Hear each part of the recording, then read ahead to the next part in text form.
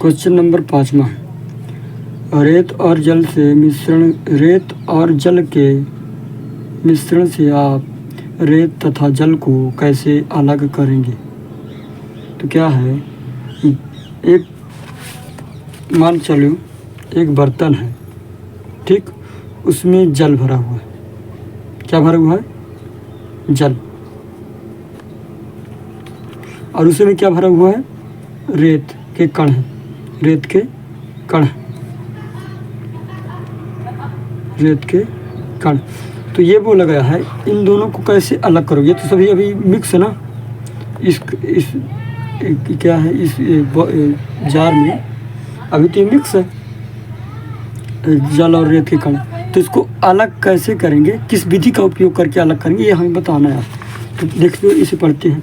सबसे पहले क्या होता है, आपको क्वेश्चन समझना होता है। जैसे आप क्वेश्चन समझ लोगे ना, तो आप अपने से भी उत्तर दे सकते हो। बस थोड़ा सा पढ़ के और उसे मेमोराइज किए, पहले पढ़ लेते फिर उसे भी समझने का प्रयास करते हैं, ठीक ना। देखो, रेत और जल के मिश्रण से रेत और जल को निस्तारण विधि से अलग करेंगे। तो इस प्रक्रिया के दौरान रेत के भारी कण बर्तन की तली में बैठ जाते हैं। इस विधि को अवसादन कहते हैं तथा पानी को और साफ करने के लिए फिल्टर पेपर से छानने से अवांछनीय पदार्थ अलग हो जाते हैं।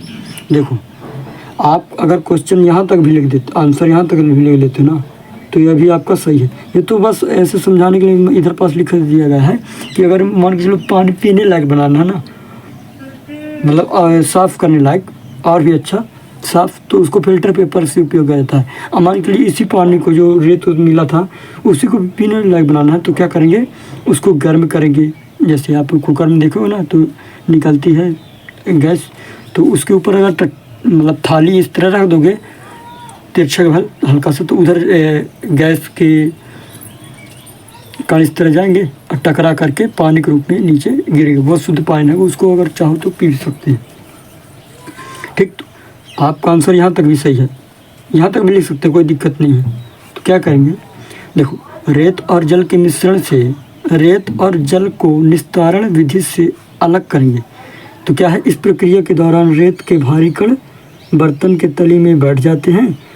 इस विधि को अवसादन कहते हैं। तो आपको बताया था ना कि अवसादन विधि में क्या होता है कि काफ़ी समय तक, देर तक, मतलब कि पानी को मतलब जो जार है ना उसको वहीं पास रहने देते, ठीक ना, हिलाते डुलाते नहीं। फिर क्या किया जाता है, उसको उठा करके किसी दूसरे कंटेनर में या फिर दूसरे बर्तन में एकदम धीरे धीरे करके इस तरह करके डाल दिया जाता है, मतलब कि हिले ना।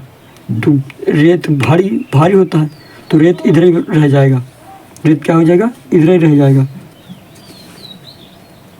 मन के लिए इस तरह डालें, ठीक ना। तो जो पानी होगा, पानी इधर आ जाएगा, और जो ठोस कण होगी ना, ये इधर आ जाएगा। सॉरी, थोड़ा हल्ला हो रहा है, लेकिन क्या करें, सब एडजस्ट करना पड़ता है। अपनी ज़िंदगी में भी आप लोगों को एडजस्ट करना पड़ेगा बहुत चीज़ों का। पढ़ाई ऐसे ही नहीं हो सकती बच्चों। आपको कभी कभी बहुत चीज़ों का एडजस्ट करना पड़ेगा, बहुत चीज़ों को मेंटेन करना पड़ेगा। धूप गर्मी सब आपको सहना पड़ेगा।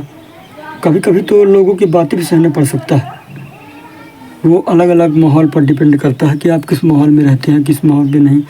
तो विभिन्न प्रकार की परिस्थितियों से ना आपको ही लड़ना पड़ेगा, ठीक ना। और लड़ने के लिए पढ़ना पड़ेगा। लड़ने का मतलब थोड़ी कि लाठी ले जाओ और मारने लगो, नहीं। पढ़ाई का मतलब ये है कि अब पढ़ो, ठीक ना। आप जो दिमाग है ना उसको विकसित करो, अपने दिमाग में सोचने की क्षमता पैदा करो, क्या चीज़ सही है, क्या चीज़ गलत है, ठीक।